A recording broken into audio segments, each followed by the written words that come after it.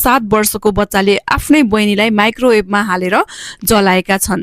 नमस्कार सबैजनालाई, म हजुरहरुकै नर्स मामा। यो 7 वर्षको बच्चाको नाम डालस हो र उसलाई र उसको बहिनीलाई प्यारेन्ट्सले एकैछिन भनेर छोडेर गएका रहेछन्। त्यही समयमा डालसको माइन्डमा के आयो, उसले आफ्नो बहिनीलाई माइक्रोवेभमा हालेर माइक्रोवेभ अन गरे। एकदमै छिटो दौडेर उनको बुवा माइक्रोवेभमा गएर खोल्दाखेरि बहिनी जलिसकेको र एकदमै नराम्रो अवस्थामा फेला परेको थियो। यस्तो गर्यो भनेर पुलिसले इन्क्वायरी गर्यो। डालसले के भन्छन् भन्दा डालसले भन्छन् बहिनी घरमा आएदेखि मैले माया नै नपाएको, मम्मी बाबाले जहिले पनि मलाई गाली गर्ने, बहिनीकै कारणले गर्दाखेरि, त्यो बहिनीले गर्दाखेरि मैले कति पनि माया नपाएको भनेर भन्दा रहेछन्।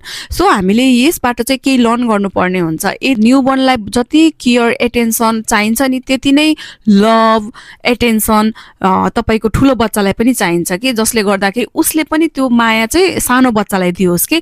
किन दुईटा बच्चा बीचमा भिन्नता लिएर आउनु भयो भने अफकोर्स तपाईको ठुलो बच्चाले चाहिँ सानो बच्चालाई हेट गर्ने, जेलस गर्ने हुन्छ।